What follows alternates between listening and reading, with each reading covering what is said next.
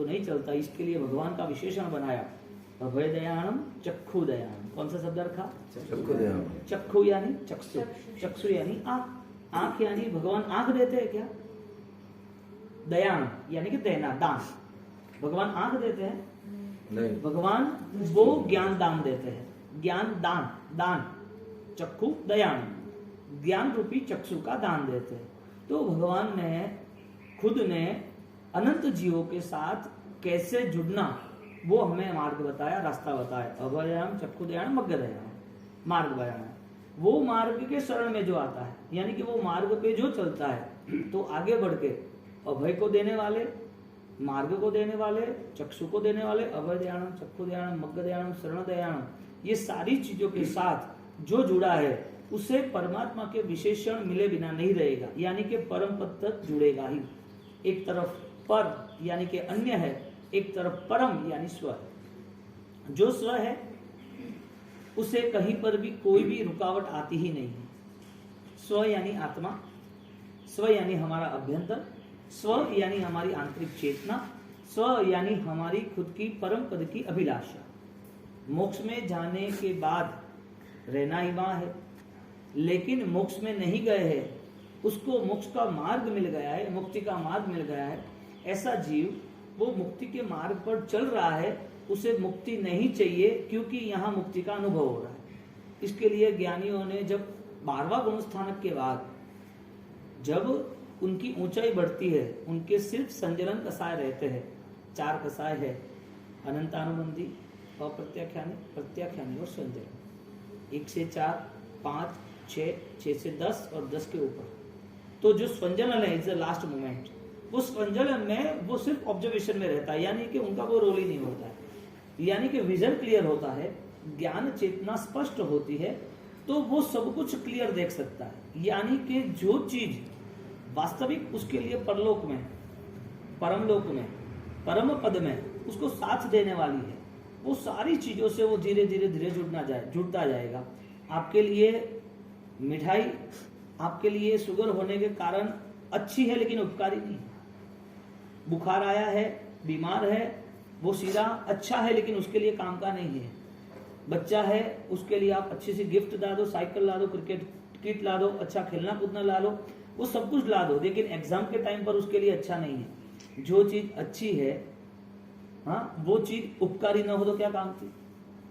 कोई भी अनुष्ठान हम कर रहे, वो अच्छे तो है लेकिन उपकारी ना हो तो। इसके लिए कल 5 चीज बताई थी। हमारे अंदर रही हुई धर्म भावना जो है, हमारे अंदर जो मन है, वो मन के अलग अलग विभाग कर दिए, अलग अलग विभाग। और वो मन के विभाग को लेके हम यदि कोई भी एक्शन लेते हैं, तो वो सारा एक्शन बाय फिजिकल नहीं है, बाय थॉट्स है। मन से उत्पन्न हुआ एक क्रिएशन, जिसे हम विचार कहते हैं। तो विचार में इतने सारे स्टॉक्स है, विचार इतने भवों के हम लेके बैठे हैं, तो हम उसमें जुड़ जाते हैं।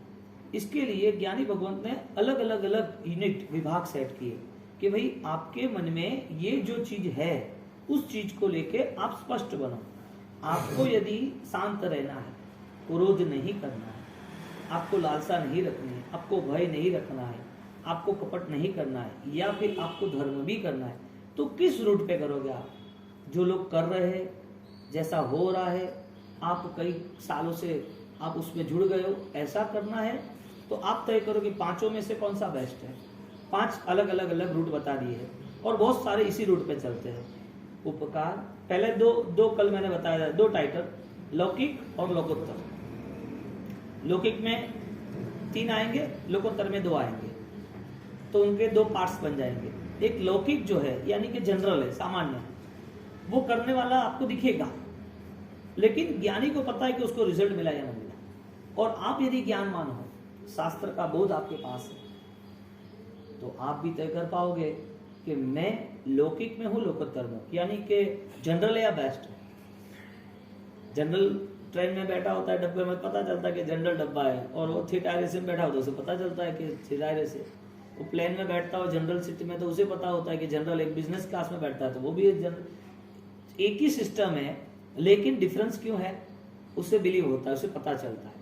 ऐसे धर्म की ये सिस्टम है कि एक लोकोत्तर है, एक लौकिक है। एक जनरल धर्म है जो रूटीन में करता रहता है, या जनरल व्यवहार है जो रूटीन में बढ़ता रहता है, बिना धर्म से भी उसकी सोच करंट है, यानी कि कंटिन्यूटी है। लेकिन एक सोच ऐसी है जो ऑलरेडी उसे बहुत ही ऊंचाई तक ले जाता है। उनकी सोच इस भव के पहले अनंत भव तक उसे छूते रहती है। अनंत भव चाहे पास्ट के हो चाहे फ्यूचर के हो, इस भव को लेके उसकी सोच इस भव के पदार्थों से, इस दुनियादारी से नहीं है। लेकिन जब जो मेडिटेशन ध्यान वो आध्यात्मिक शक्ति से जुड़ता है, तो वो आध्यात्मिक शक्ति उसे अपनी सिक्स सेंस पास्ट टेंस में ले जाता है। पूर्व के भवों में रहे हुए हमारे कार्य, हमने किए हुए कार्य वाले विचार, वो विचारों द्वारा बने हुए संस्कार, वो संस्कारों से द्वारा बना हुआ मन, यानी कि अज्ञान। तो मेरा जो अज्ञान है वो दिखने की उसकी ताकत बढ़ जाती है। पूर्व के भाव यानी कि जीवन में रहे हुए सुख दुख जो आए हैं वो मन के कारण जो सुख दुख आए वो विचार के कारण, जो विचार मैंने अप्लाई किया था, जो विचार से मैं वहां पर जो कार्य कर रहा था, वो सारे कार्य जितने भी थे वो मेरे संस्कार यानी कि अध्यवसाय या परिणति, वो सारे ज्ञान या अज्ञान में जुड़ जाते, यानी कि अज्ञान में जुड़ गए। तो वो परंपरा चली। शेर का भाव है, शेर के भाव में सुख है लेकिन भूख का भी दुख है। उसने मन बनाया, भूख लगी है, तो जीवन शेर का, उसके जीवन ने सुख दुख आए तो कहीं पर एक साथ दूसरे 10 जानवर भी उसके ऊपर अटैक कर देते हैं, तो दुख भी आया। अब दुख से बचना है उसको, भूख का दुख बचना है, उसने तुरंत एक्शन लिया, मुझे शिकार करना है। तो मन में उसने शिकार का विचार जो किया, वो विचार उसने अप्लाई किया, यानी कि अनुसरण करके उसने शिकार किया। शिकार करने के बाद वो फीलिंग आई कि मुझे शांति मिली है, मेरी जो प्रॉब्लम्स थी, भूख लगी थी, वो शांत हो गई, अब भूख नहीं लगी। यानी उन्हें रूट बना दिया कि जब भी भूख लगे तब भी शिकार करना। शिकार उसका संस्कार बन गया। शिकार जो संस्कार बन गया, वो संस्कार अज्ञानता के कारण। अब उसे पता है कि मुझे सिर्फ एक हिरण को मैं मारूंगा तो भी मेरा पेट भर जाएगा, फिर भी हाथी मिलता है तो उसे भी मार देता है, जिराफ मिलता है उसके भी मार देता है। यानी कि अज्ञानता के नाते वो डिसाइड नहीं कर पाता है योग्य अयोग्य क्या है। तो वो एक शेर का भाव, ऐसे छोटा चीटी का भाव। हर चीज में 5 सेक्शन है, हर चीज में वो सारी चीज देखने जाओ तो ये सब किया किसने? तुमने किया। तुम्हारी जो वहां पर अवस्था थी, गति थी, उसने किया। हाँ, किया किसने? अज्ञानता। यानी कि अनंत काल को हम देख सकते हैं, तो अनंत काल पास्ट टेंस भी देख सकते हैं, फ्यूचर भी देख सकते हैं। तो मैं देखने वाला हूं, मैं समझदार हूं, समझने वाला हूं, तो मैं जो कुछ देख रहा हूं वो मेरी आंख देख रही है कि मेरी ज्ञान दशा देख रही है। हमारी बात यह आ रही है कि यदि मेरे आत्मा में अनंत सामर्थ्य है, अनंत ज्ञान है, तो देखने वाली मेरी आंख वो इस दुनिया को देख रही है, इस दुनिया के पदार्थों को, सुख साधन को देख रही है, दुखों को देख रही है। सुख दुख के बाद सिर्फ वो अवस्था हमें पसंद है, इसके लिए वो हमने तय कर दिया कि भाई ये सुख पाने के लिए इस सिस्टम में जाना। तो हमारे पास अनंत काल में जो सिस्टम थी उसका चेंजेस कभी नहीं हो सकता, यानी कि क्रिया के नाम पर हमने भरोसा कर दिया कि ये क्रिया करेंगे या चेंज आ जाएगा। तो अनंत ज्ञान जो आत्मा में है, जो ज्ञान जो हमारी समझदारी है, जो ज्ञान हमारे अनंत काल के पूर्व के सारे संस्कार को बदल सकता है, ऐसे ज्ञान के लिए हमने पुरुषार्थ नहीं किया। यानी कि जो परिवर्तन लाता है वो ज्ञान। किसमें परिवर्तन आता है? हाँ, उसकी आंतरिक जो स्थिति है ना, उसमें बदलाव आना शुरू होता है। वो खुद सात्विक पुरुषार्थ करता है, वो खुद सत्य को चुनता है और वो उस राह पर चलता है। उससे पता चला है कि ये नेगेटिव है, ये गलत है, मुझे नहीं करना। किसी की आवश्यकता नहीं रहती वहां पर, स्वयं ज्ञान होता है। यानी कि अब पूर्व के जो भव है, कितने गए? अनंत गए। उस भव में क्या किया? अनंत अज्ञान साथ में रखा। वो अनंत अज्ञान जो साथ में रहा है वो भी आज यहाँ पर है। तो क्रिया सब है। आनंद जी महाराज कहते हैं, छार पर लीपणु तेह जान। ये आपको गोल्ड की ज्वेलरी है, उसने काम किया, अब उसमें चमक नहीं आ रही है। हाँ, या तो समझो कि सिल्वर की ज्वेलरी है, उसमें चमक नहीं आ रही है, तो उसमें व्हाइट कलर कर देते हो तो कितना टाइम रुकेगा? येलो है, हाँ, गोल्डन ज्वेलरी, उस पर पीला कलर कर दो चमक के लिए, कितना टाइम रुकेगा? लंबा नहीं रुकता। यूं भी कोई भी चीज पर गिलेट करते हो तो भी सम टाइम, कुछ समय के बाद वो निकल जाता है। उनका मतलब ये था कि जैसे मिट्टी के घर बनते हैं गांव में और वो लिपण करते हैं, तो वो 1 साल में निकल जाता है। वो उसका लंबा समय नहीं रहता है। क्रिया हमारी जितने भी हुई वो क्रिया हमारे संस्कारों को बदलने के लिए नहीं रही, यानी क्रिया हुई और छूट भी गई। अच्छे अनुष्ठान हुए, धर्मों में जुड़े, तीर्थों में जुड़े और परिवर्तन भी हो गया। ज्ञान चेतना जो थी, जो स्रोत था, जो सेंटर कैसे चालू होती है, लाइट को चेंज करते रहे, उसके स्टार्टर को चेंज करते रहिए, उसके वायर को चेक करते रहिए, ये सारी चीजें थी। लेकिन स्विच तो ऑन तो करो। जो सेंटर था जहां से करंट पास होने वाला था वो ऑलरेडी रिजल्ट लाने वाला था। रिजल्ट धर्म का कब आता है? क्रियाओं के नाम से या अज्ञान के टलने के नाम से। यानी शुरुआत ये आई कि काल अनादि अनंत थी, भव भ्रमणानो नहीं पार, ते भ्रमणा निवारवा। मेरा अनंत काल व्यतीत हुआ है, काल अनादि अनंत, मेरा अनंत काल व्यतीत हुआ है, तो मुझे ऐसा कोई समय नहीं मिला होगा जब भगवान की आत्मा मेरे साथ नहीं जुड़ी होगी, भगवान जैसे भगवान मुझे नहीं मिले होंगे। ऐसे आए हैं, अवसर आए हैं, उस समय हमारा कोई कॉन्सेप्ट, कोई सेंस ही नहीं, बहुत सारे अवसर आए। तो जिन जिन के पास ऑलरेडी यदि सही समझने की क्षमता है तो वो गलत रास्ते को या गलत सोच को, गलत संस्कारों को अपने आप छोड़ेगा। उसको छोड़ने के लिए उसे खुद को अपना ऑब्जर्वेशन जरूरी है।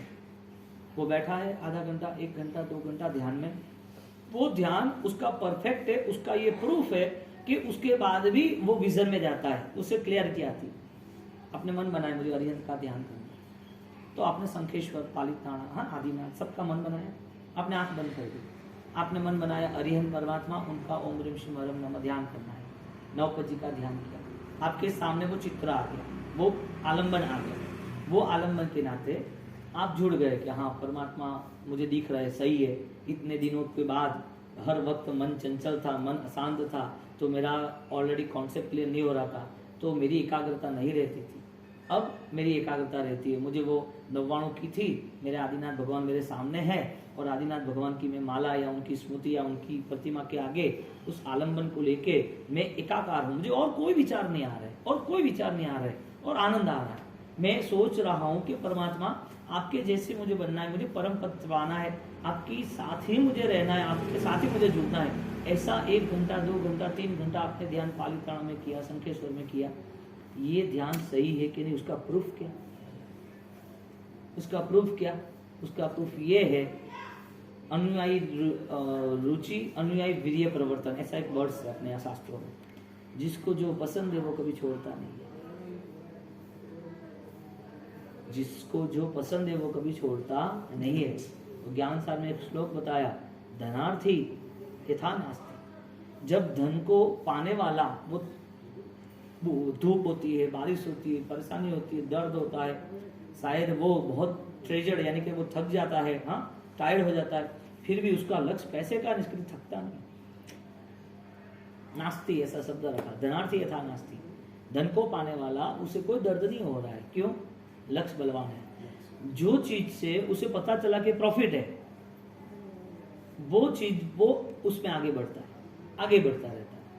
इसी तरह जिनको ऐसा लगा कि मुझे मेरे परमात्मा के साथ जुड़ने में मैं परम पद का अनुभव कर रहा हूं, मेरे अंदर रही हुई जो पारमार्थिक अवस्था है, मेरे अंदर रही हुई जो परम अवस्था है, उस परम अवस्था से मैं जुड़ा हूं, वो उसको इतनी पसंद है, वो छूट जाता है सिर्फ विचारों से, बाकी वो सारी चीजें उसको मोमेंट मूवेबल होती है, उसके अंदर वो ही रहता है। मजा आ गया, मजा आ गया। इसे अनुबंध कहते हैं, इसे अनुबंध कहते हैं। इसके लिए हर बार उसके सामने जैन शासन के जितने भी कॉन्सेप्ट है, जैन शासन के जितने भी अनुष्ठान है, वो सारे अनुष्ठान उसकी ज्ञान चेतना से होती है। ज्ञानाचार, दर्शनाचार, चारित्राचार, तपाचार, और पहले किसको रखा? क्यों रखा?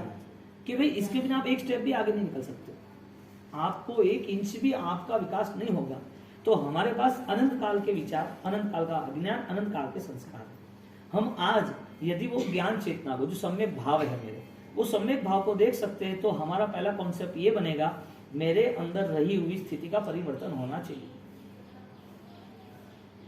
वो कोई बताएगा नहीं आपको, मे भी आपको अच्छा लगेगा, आपको दिखेगा ये अच्छा, लेकिन मेरे अंदर जो दुष्परिणाम है, मेरी आंतरिक जो वृत्तियां है, मेरे विचार जो हर बार कहीं ना कहीं अलग रॉन्ग रूट पे निकल जाते हैं, तो उसको मुझे रोकना है, तो हर बार मैं रोकता रहूंगा या मैं संकल्प करूंगा कि ये होना ही नहीं चाहिए?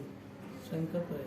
आपका संकल्प हो गया, आपका संकल्प हो गया भी कि रॉन्ग साइड पर एक्सीडेंट हो रहा है, रॉन्ग साइड पर पेनल्टी हो रही है, आप नहीं चलो, आपका संकल्प हो गया। कोई आदमी ने आपके साथ चीटिंग कर दी बिजनेस में, अब आपका एक रूल्स हो गया कि इसके साथ काम नहीं करना। वो आके खड़ा रह जाए, वो बोले मेरा एडवांस पेमेंट ले लो, ये 5 लाख ले लो, मुझे 10 लाख का माल दे दो, आप सोचोगे नहीं मुझे वो परेशानी नहीं पड़ी, क्यों? वजह है क्या? आपको जैसे पता चला कि भाई ये मेरे शरीर में बहुत खुजली आ रही है, मुझे ऑलरेडी ज़्यादा खांसी और ज़्यादा प्रॉब्लम हो रही है, मैं कुछ भी खा रहा हूँ तो मुझे ऑलरेडी अच्छा नहीं लग रहा है, फीलिंग अच्छी नहीं आ रही, वीकनेस आ रही, कुछ ना कुछ प्रॉब्लम है। डॉक्टर ने चेक किया, डॉक्टर के आपका एलर्जी रिपोर्ट कराना पड़ेगा। एलर्जी रिपोर्ट में पता चला कि भाई आपको कपड़े नहीं खानी है, आपको ये कुछ भी नहीं खानी है, या आपको ये मीठा नहीं खाना, कुछ भी आया। अब आप में महीने भर तक आप परेशान हुए, प्रॉब्लम्स हुई, आपको सॉल्यूशन नहीं आ रहा था। जब दुख आता है ना तब पूरी दुनिया ऑटोमेटिक दूर हो जाती है। सब दर्द खड़ा होता है ना तो अपने आप है ना वो लोग दूर हो जाते हैं, दूर करते नहीं अपने को पुरस्कार करना पड़ा, मैं दुकान नहीं जाऊंगा, अपने को मेहनत करनी पड़ी, उसको कॉल नहीं करूंगा, अपने को मेहनत करनी पड़ी कि भाई मैं टीवी नहीं देखूंगा, भाई उससे ऑलरेडी बहुत सारी प्रॉब्लम है, वो बीमार है, वो ऑलरेडी टाइफाइड मलेरिया में, अब वो सोया ही है, वो बोलेगा पापा चेक कर गया, मुझे फोन नहीं करना, तो तुझे जो लगे वो कर। क्यों? दूर हो गया या दूर किया? हो गया। किया नहीं? यानी हो सकता है कि नहीं हो सकता है? हो सकता है कि नहीं हो सकता है? कहने का मतलब यदि हम कोई दर्द के नाते इससे हम फ्री हो सकते हैं तो ज्ञान के नाते क्यों नहीं हो सकते? यदि हमें एक दर्द यदि हमारे साथ कंसल्ट हो गया है तो वो दर्द पूरा शरीर का है, पर्याय का है, वो सब जो दर्द है वो कर्मों ने दिया हुआ है, वो सारा पूरा जो हमारा एक पिक्चर चल रहा है महीने भर का, उस पिक्चर में हमने दूसरा प्रोग्राम सेट कर लिया। डिस्कनेक्ट, खाना नहीं, ये लोग नहीं, दुकानदारी नहीं, कोई प्रोग्राम नहीं, किसी की शादी ब्याह में नहीं, कोई मिलने आया भी अभी मिलना नहीं, मुझे रेस्ट है, बच्चे को मिल लेना। क्यों? आप इस सब चीजों से मुक्त क्यों हो गए? वजह क्या थी? कोई तो आपके पास ऐसी कोई एनर्जी है ना, आपके पास कोई ऐसी तो सोच है ना जिसके हिसाब से आप अब एकांत में रहना चाहते हो, तो क्यों एकांत तय किया, क्यों रेस्ट तय किया? यदि ये फीलिंग्स आपकी आती है कि ये सब कुछ मुझे लेना देना नहीं, तो वही फीलिंग्स आप में है या नहीं है? अज्ञानता के नाते इस सारी चीजों से दूर होना है या ज्ञान नाते दूर होना है? ये एग्जांपल इसके लिए कि जो क्रिया हो रही है जिसमें हम कुछ छोड़ रहे हैं, वो सारी चीज छोड़ने की वजह क्या है?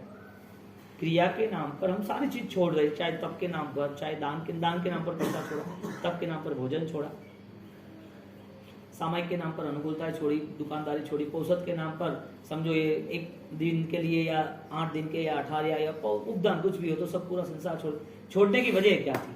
यानी कि क्रिया करने के साथ ज्ञान है कि नहीं, बात इतनी। तो यहाँ पर हमने जो 2 चीज बताई, लौकिक लोकोत्तर, वो डायरेक्टली थॉट्स प्रोसेस है, वो वैचारिक पूरा व्यवहार चल रहा है। यानी कि हमारा जो विजन है, हमारी जो चेतना है, वो अज्ञान वाली है या ज्ञान वाली है? हमें जो कुछ करना है वो ज्ञान दशा से, समझदारी के साथ, टारगेट के साथ चलना है कि विदाउट टारगेट चलना है? तो आदमी जब मरने के नजदीक आता है, मृत्यु के करीब आता है, तो वो मृत्यु के बाद सारा परिवर्तन क्यों आने लगता है? और वो परिवर्तन ऑलरेडी उसके लिए और शास्त्रों के लिए वो परिवर्तन सही है क्या? 60 साल की उम्र में धर्म करना, 70 साल की उम्र में धर्म करना। कोई कहता है कि अभी तो 25-30 साल हुआ है, अभी क्या त्याग करना है, अभी क्या काम है, अभी तो छोटी उम्र है, अभी क्या काम है, आराम से 60-70 साल में करेंगे। ये सारी जो मिथ्या दर्शन, जो मिथ्या मेंटालिटी है, वो पूर्व के भाव से आई है ना, तो ये सब होना ही है, ऐसे लोग मिलने ही वाले हैं, और ऐसी ये दुनियादारी है ही, इसे तो दुनिया कहेंगे, संसार किससे कहेंगे? जो जहाँ क्रोध है, मान है, माया है, लोभ है, दम्भ है, कपट है, निंदा है, प्रपंच है, लालसा है, बुराइयां है, गलतियां है, तनाव है, दबाव है, रिएक्शन है, ये सारा संसार है। ये नहीं होता तो संसार ही नहीं होता। जहाँ संसार नहीं वो मोक्ष है, तो वो मोक्ष में ये नहीं है, इधर ये है। दोनों अलग स्टेज है, दोनों अलग स्टैंड है। अब संसार में आपकी जो भी वृत्तियां प्रवृत्तियां चल रही है वो सारी संसार के हिसाब से ही चलेगी। कोई आदमी आपको सिखाएगा ये थोड़ी करना है, ये करोगे तो सुखी होगे, तो सिखाएगा ये नहीं करना, अरे कि मेरे को कर्जा है, इतना पेमेंट मुझे देना है, अरे पेमेंट मैंने देंगे तो करेंगे क्या, ना बोल देना, कोई फर्क नहीं पड़ता, क्या देंगे बाद में। ये दुनियादारी हमारे अंदर छिपी हुई जो पास्ट लाइफ है ना, उसे आग दे रहा है। जो पेट्रोल पड़ा हुआ था अज्ञानता का, उसको ऑलरेडी आग मिल रही है। 1 by 1 इसका मतलब ये भव भी संसार दावा नलदाह नीरम, ये भव भी ऐसे ही चलेगा, ये आगों में रहेगा और हमें खुशियां मिल रही है कि अच्छी क्रिया हो रही है, अच्छा त्याग हो रहा है। त्याग की वजह क्या? तो 5 जो चीज बताई थी, एक लौकिक त्याग और लोकोत्तर त्याग। लौकिक त्याग में हम डायरेक्टली अब कोई चीज की बात नहीं करेंगे, डायरेक्ट अपन क्रोध की बात करते हैं। जो क्रोध है, जो आवेश है, जो रिएक्शन है, वो रिएक्शन की वजह क्या? या तो आप उसको कंट्रोल कर रहे हो तो उसकी ऑलरेडी वजह है।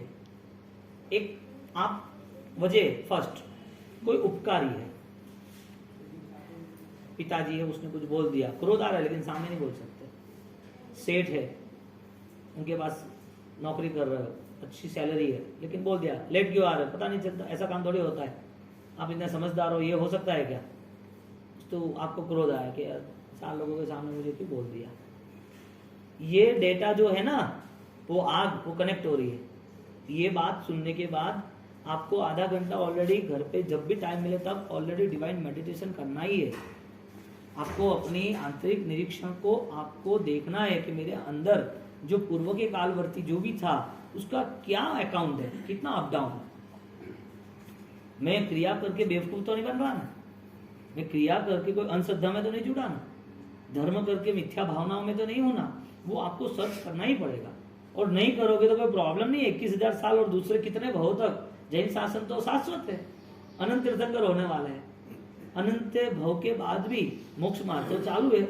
जो पुण्यात्मा है, जो श्रद्धावान है, जो प्रबल पुरुषार्थी है, उसके लिए मार्ग सहज है।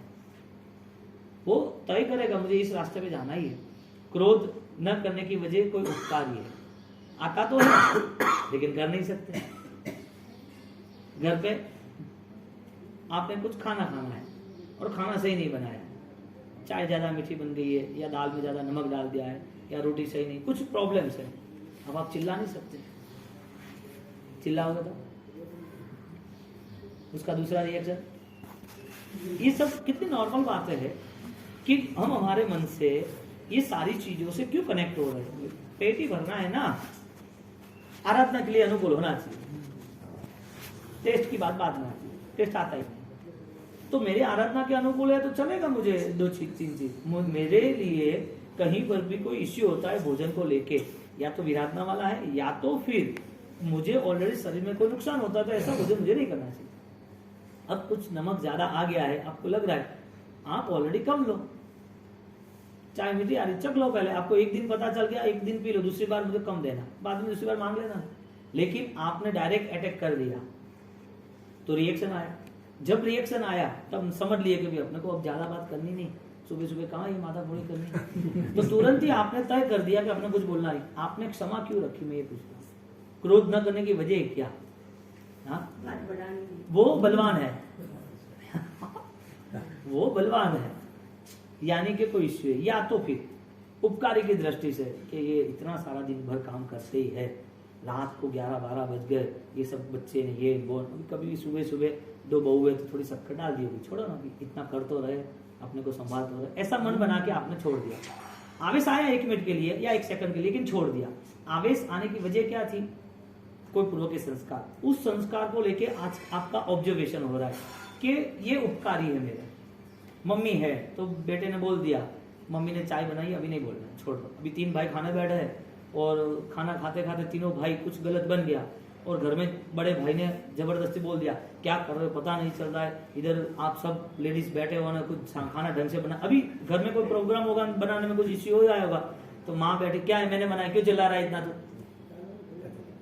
तो हाँ क्यों तूने बना तो ठीक ऐसा कुछ होता होगा। लेकिन कहने का मतलब कि परिस्थिति ये है कि आपने उपकारी माँ है, उसके लिए आपने क्रोध छोड़ दिया। ये उपकारी के साथ साथ एक अपकारी होता है, यानी कि एक आदमी है वो आपसे बलवान है, आपके ऊपर उपकार नहीं कर रहा है लेकिन आपसे बलवान है। अब आप क्रोध करो, आपकी पार्किंग में गाड़ियां पड़ी है, मेरे बीच मेरे को गाड़ी निकालने किसने बीच में डाल दी, कैसा कर रहा है? अरे छोड़ो नहीं, ये झगड़ा करेगा और फोगट का ये मारामारी करता है, तो अपने को लगेगा अपन इसको सॉल्यूशन छोड़ दोगे, अपन कल से दूसरी जगह पार्क करेंगे। क्रोध था लेकिन वो खत्म नहीं हुआ है, वो स्टॉक में आता गया, क्योंकि जो जो इश्यू था ना उसे कनेक्ट होते गया। हर छोटी चीजों से, खाना पीना, रहना बहना, कुछ भी हो, एक उपकार, एक अपकार और एक कर्म, विपाक। विपाक से कि भाई मेरा कर्म का उदय, मुझे क्षमा रखनी है, अब मुझे ये सारे साथ में मिले, अब छोड़ दो बात को, कुछ लेना देना नहीं। आप बात को छोड़ रहे हो, आपके संस्कार को नहीं बदल रहे, क्योंकि आज आपने जो क्रोध आने वाला था वो यहाँ नहीं किया है, लेकिन एड्रेस जैसे चेंज होता है वहां तो करने ही वाले हो। यानी कि जो लौकिक, जो जनरल, जो नॉर्मल आपको जो मैनेज करना था, मुझे शांत रहना था, वो नॉर्मली आप नहीं हो पाए। आपको रिएक्शन आए ना, तब आप शांत हो गए। रिएक्शन उपकार, अपकार और विपाक, कर्म था। ये 3 रिएक्शन जिसे हम लौकिक कहते हैं, यानी कि जनरल कहते हैं, जनरल कहते हैं। ये सामान्य स्थिति से सब लोगों के जीवन में होता है। तो ऐसी क्षमा धर्म में नहीं बताया, ऐसा खामेमी सर्वजीवी नहीं बताया, ऐसा मिच्छामि दुक्कडम बताया भी नहीं, क्योंकि ये सारा मिच्छामि दुक्कडम हमारे अंदर छिपी हुई हजारों लाखों भौती जो बुराइयां है वो दूर नहीं करता। यानी मेरे मन में वो सब्जेक्ट पड़ा है, मम्मी ने नहीं बनाया होगा, किसी और ने बनाया होगा, फिर भी उसका नाम दे रही। अब ये तीनों जब बनाए तब बोल देंगे ऐसा नहीं करना, हाँ, यानी कि उसके अंदर कोई घृणा भाव पड़ा है।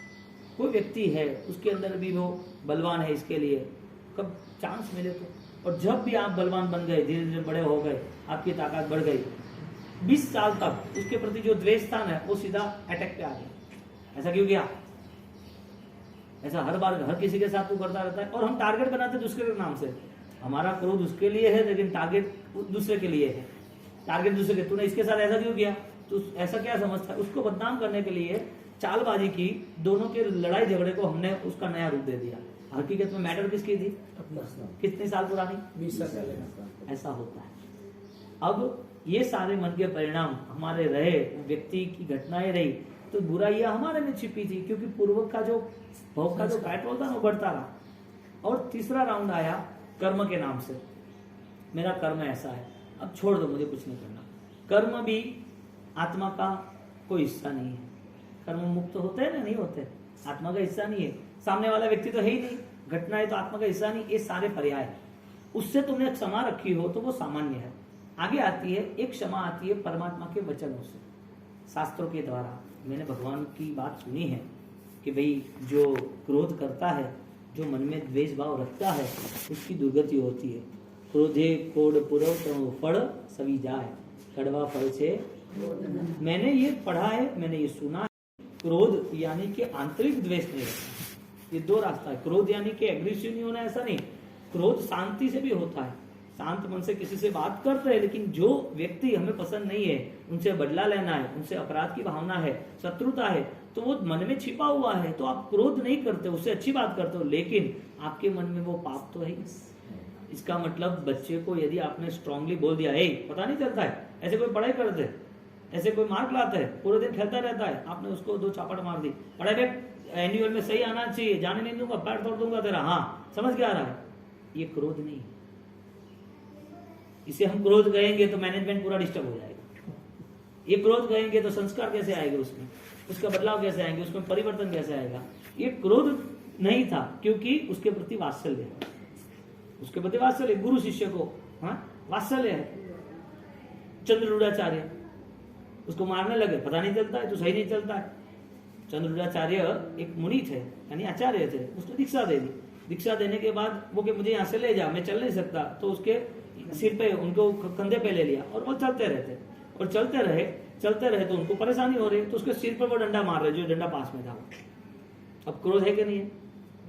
क्रोध है, लेकिन द्वेष नहीं है, उनके प्रति द्वेष नहीं है। उनको पता है वो मेरा शिष्य है, यानी कि मेरे निष्ठावर्ती है, तो उनकी जो भावना है, परिवार में जो माँ बाप की भावना है, वो वात्सल्य की होती है। एक कोई सेठ होते हैं, यदि उसके वहां कोई नौकरी करता है, तो उसे बोल देता है कि मैं तुझे देख स्ट्रांगली बात करूंगा, लेकिन तेरा भविष्य उज्ज्वल बनेगा, और वो सही काम नहीं करे, अब मुझे बोल करते हो, क्या करना है, अभी मैं भी काम तो कर रहा हूँ, वो रिएक्शन आया, ठीक तेरे हिसाब से, उसका विकास वहां रुक गया, उसका विकास। क्योंकि मूर्तियों को कोई भी हिसाब से छन्नी लेनी पड़ती है, मूर्ति पे अपने को ऑलरेडी प्रहार करना ही पड़ता है, उसके बिना तो वो आसपास के जो दूसरे पत्थर है वो निकलेंगे कैसे, मूर्ति कैसे बनेगी? यानी कि जिसने सहन करने की कैपेसिटी रखी है, जिसने अपने को अंदर से मजबूत बना के तैयार करने की तैयारी की है, वो ऑलरेडी सक्सेस होता है। अब 3 जगह पर क्रोध नहीं किया, 4थी जगह पर जहां वचन क्षमा है, क्या नाम है? उपकार क्षमा, अपकार क्षमा, विपाक क्षमा, वचन क्षमा। लास्ट में लिखा दूंगा सब। और जो वचन क्षमा जो है वो वचन क्षमा परमात्मा के वचन से। अब लौकिक 3 जो दुनियादारी में चल रही, लोकोत्तर जो ये ऑलरेडी जैन दर्शन के नाम से, अभी जैन धर्म नहीं आएगा, जैन क्रिया जैन दर्शन आएगा। जैन दर्शन यानी कि आपको सारी फीलिंग्स एकदम बेस्ट होती है, आपकी आंतरिक शक्तियां बदलती रहती है।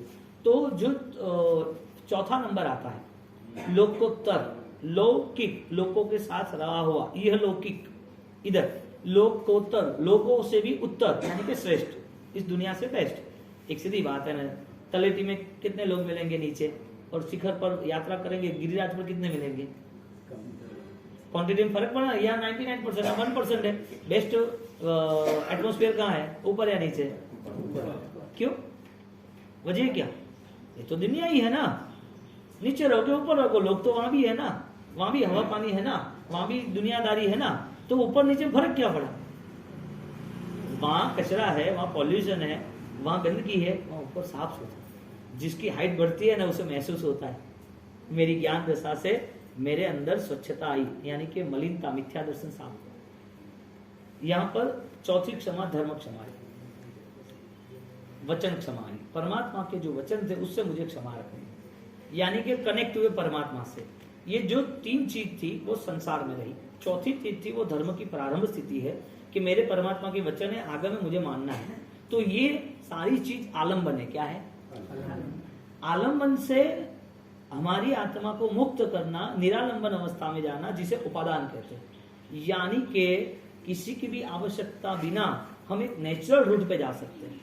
तत्वार्थ सूत्र में उमा स्वाति महाराज ने उसे 2 रास्ते बताए। तत्वार्थ सूत्र में तद निसर्ग अधिगमाद्वा, एक नैसर्गिक, एक नेचुरल, आपका नेचर है कि मुझे समा रखनी। कोई आदमी होता है, कोई जैन नहीं होता, लेकिन उसमें कुछ गुण होते हैं। आप बोलते हो कि यार ये आदमी इतना काम करता है, भगवान का आदमी है, उसे शास्त्र पता नहीं है, उसे धर्म पता नहीं है, उसे कोई गुरु से जुड़ा नहीं है, तप से जुड़ा नहीं है, पचकान से जुड़ा नहीं है, तो फिर ये कहां से आए? पूर्व के भव के जो संस्कार है ना, वो ऑलरेडी हमारे अंदर है ही। सही है बुरे, तो जुड़ते रहते। ऐसे कई आत्माएं हैं, ऐसी कई आत्माएं, वो जैन धर्म का नौकर भी उसे पता नहीं होता है। पचकान की बात और महाराज साहब की और परमात्मा की बात छोड़, फिर भी पूर्व के भाव की कुछ साधनाओं लेके आते हैं ना, तो अपने आप यहाँ वैराग्य होता है। इस अटैचमेंट नहीं करना है पदार्थों से। ये सारी चीज वो मेरे लिए उपकारी नहीं है, तो कर्म बंद है, परिभ्रमण है सारा मेरा। जो भगवान ने देखा है, इस भगवान के मार्ग को अनंत आत्माएं देख रही है, और उस भगवान के मार्ग पर अनंत ऐसे व्यक्ति, अनंत आत्माएं, ऐसे साधक निकलेंगे। कई परमात्मा बनेंगे, कई सिद्ध बनेंगे, और कई अपनी साधना के लिए समय निकालेंगे और वो भी सिद्ध बनेंगे। तो अंतिम मुक्ति कब है, यानी कि अंतिम भव कौन सा है, वो कौन तय करेगा? ये भव, हजारों भव, लाखों भव, करोड़ों भव, अंतिम भव कौन सा है ही नहीं। होना तो ये चाहिए। कितना पुरुषार्थ। आलंबन चारों है, चारों में श्रेष्ठ वचन आलंबन, यानी कि अच्छा आलंबन भगवान के वचन है। लेकिन जब भगवान के वचन शास्त्रों में है, किताबों में है, हम क्रियाओं में हम करते रहते हैं, वो भी लिमिटेड है, क्योंकि वो चीज भी मरते वक्त छूट जाएगी। तो आगे क्या आएगा? अगले भव में क्या आएगा? जो हमारे अंदर हमने आज जो पॉजिटिविटी कनेक्ट की है, जो हमारे अंदर जो संस्कार है, वो संस्कार यानी अध्यवसाय, वो भी स्ट्रांगली हो गए ना, तो वो अनुभव में जाएंगे। अनुभव यानी संकल्प, निर्णय। अनुभव यानी संकल्प और निर्णय। अब जो निर्णय संसार में आप कर रहे हो, ऐसे निर्णय यहाँ करो। जो निर्णय संसार में करो, ऐसे निर्णय यहाँ करो। कितनी चीज आपने संसार में समझदारी के साथ छोड़ दी, कितनी चीज। क्यों जोर से नहीं चिल्लाना घर में? वजह क्या? पता चल गया? बच्चा रात को 12 बजे घर पे आया है, उसकी ऑलरेडी 20-22 साल की उम्र है, समझदार है, वो घर पे आया है, लेट आया है, बेटा आ गया, अच्छा है ना, तबीयत अच्छी है ना, तुझे दोस्तों के साथ जाना था तो ये गाड़ी लेके जाता तो इतनी प्रॉब्लम नहीं आती। ठंड थी तो अभी 2 व्हीलर्स में जाता तो कैसा होता? सुबह होते ही उसको लगता हाँ पापा सही थे, मेरे लिए कितना चिंता कर, मुझे उनका मानना चाहिए। अगर क्यों 12 बजे क्यों आया, इतना दूर दूर कहाँ जाएगा, क्या गया था, तो गया कहाँ था, तुम क्या कर रहा है, सब कुछ पता नहीं चलता, घर है ऐसे करता चाहिए। अभी मुझे पता ही है ना, मैं कुछ छोटा बच्चा थोड़ी हूँ, क्या हुआ कितना बजा? 12, 2, 3 बज गए ना रात को। एज गैप पता नहीं चलती कब क्या करना। इतनी छोटी बात है, यदि उसको ये जीवन में अपनानी है तो आत्मा की बातें कब अपनाएगा? इतनी छोटी चीजों के लिए उसके जीवन जीना है क्या? क्या कौन कैसा है, कैसा क्या व्यवहार किया है, इस व्यक्ति ने ऐसा कैसे हो गया, इसने ऐसा क्यों किया, ये तो ऐसा ही है, ये सारे स्टेटमेंट हमें थोड़ी कनेक्ट करने हैं। ये दुनिया तो ऐसी ही है, हमें हमारा संभाल लेना है। हम हमारे और एक कदम यात्रा चालू करें, एक कदम अपनी ओर हम शुरुआत तो करें कि कितना मुझे चेंज लाना है और कितना पॉसिबल है। पॉसिबल सब कुछ है लेकिन ताकत नहीं लगा रहे। पॉसिबल तो सब कुछ है, ताकत नहीं लगा रहे। तो हमारा चेंज आना पॉसिबल है? बीमारियों के नाम से चेंज आना है या सहज आना सही है? सहज आना, जिसका नाम 5वां धर्म है सहज क्षमा, एक नेचुरल पावर। नेचुरल पावर के जिस स्थिति में आप, बहुत उच्च स्थिति है, दृष्टा भाव की कहते हैं उसे, जिसमें आप कनेक्ट ही नहीं होते। आप कनेक्ट ही नहीं होते। आप यहां से जा रहे हो, आपका एक शर्ट है, हाँ, वो शर्ट पर थोड़ा बालों में तेल लगाते, ऑयल गिर गया। अब आप यहां से जा रहे हो, मार्केट में जा रहे हो, तो आपके शर्ट पर ज्यादा रज धूल वो आएगी कि नहीं आएगी? क्यों आएगी? ऑयल है इसके लिए। वही शर्ट आप दूसरे दिन या तीसरे दिन पहन के साफ करके, लेकिन ऑयल नहीं गिरा। अब आपको साफ करने में ज्यादा दिक्कत कब आएगी? जो ऑयल वाला शर्ट है वो या ऑयल बिना का? ऑयल बिना का। ऑयल नहीं है, यानी कि जहां चिपकने का स्वभाव है, एक्सेप्ट कर रहे हैं ना हम, हमारे अंदर छिपी हुई जो मान्यता है वो इतनी स्ट्रांग बन गई है, तो कर्म आते ही रहते, आते ही रहते। हमने वो स्वभाव बना दिया है, ये चाहिए, ये वो चाहिए, ऐसा नहीं होना चाहिए। ये जो ऑयल है ना, उसे दूर करना है, तो कर्म भी दूर हो जाएंगे अपने आप। तो कर्म दूर होने के लिए जो आश्रव कर्म का जो आना है, उसे हम संबर भावों से हम करेक्ट जोड़ दे, खत्म कर। संबर भावों से हमें उसे कनेक्ट करना है। ये गेट खुला है तो यहाँ रहे हुए 8-10 कुत्ते तो अंदर आने वाले हैं, लेकिन गेट बंद होगा तो नहीं। हाँ, आप ऊपर खड़े हो, आप देख रहे हो यहाँ कुत्ते आते जाते रहते हैं, 10 है, सोसाइटी हैदराबाद की, तो आप अपनी सेफ्टी सेट कर लेते हो, भाई अपना दरवाजा बंद कर दो, वो यहाँ बिगाड़ देगा या कोई भी परेशानी कुछ भी होगा, तो क्यों सेफ्टी की? यानी कि जो द्वार बंद हो जाते हैं वहां सेफ्टी हो जाती है। कर्म का आने का द्वार भगवान ने 9 तत्वों में बताया, 18 पाप कितने? तो 5 जो क्षमा है, वो 5 क्षमा में 5 जो धर्म है उसमें बेस्ट ये है। तो हमें ये करना है कि 3 जो चीज है, उपकार अपकार विपाक, तीनों चीज से मुझे मुक्त होना है। ट्राई करें, आलम्बन छोड़ दो, वचन छोड़ दो, क्षमा वो छोड़ दो। हम ट्राई करें कि तीनों चीज में 18 पाप, प्राणातिपात, मुष्यावाद, अदत्ता दान, मैथुन, परिग्रह, क्रोध, मान, माया लोभ, क्योंकि ये आज आपको हिंदी दे देंगे शाम तक, अरे सुबह, तो इसमें जो 5 गाथा जो हो गई है, मैं गुजराती बोल रहा हूँ, आपको पता चले तो अच्छी बात है, लेकिन समझा तो दिया है सब। भाव यति तहने कहो, जी हाँ 10 विध यति धर्म। भाव यति यानी के भाव साधक, एक अच्छे साधक की व्याख्या। कपट क्रिया मा महालता, माया बांधे कर्म। वो इतने 18 पापों में रहता है तो उसके कर्म चिक्कट होते ही जाते, बनते ही जाते हैं। और सीधी बात है, मैला कपड़ा होता है तो उसमें ज्यादा बल लगाना पड़ता है। कर्म ज्यादा स्ट्रांगली हो गए तो उसको छोड़ने के लिए भी और ताकत लगानी पड़ेगी। फिर सहन करो। एक कान में शीशा डाल दिया तो महावीर के भव में, प्रभु महावीर के भव में उनको ऐसा सहन करना पड़ा, इतने भव तक ये कर्म रहता है क्या? और हमें भुगतना है, कोई पार्टनर नहीं है हमारे पास। कोई ऐसा नहीं है कि आपको बुखार हुआ तो वो पास वाला के 3 इंजेक्शन, एक मुझे दे दो, उनको दे दो, हो जाएगा अच्छा, ऐसा कोई होता नहीं है। कुछ दुख में कोई भागीदार नहीं है, और कर्म के हिस्से में हमारी हिस्सेदारी हमें भुगतना है।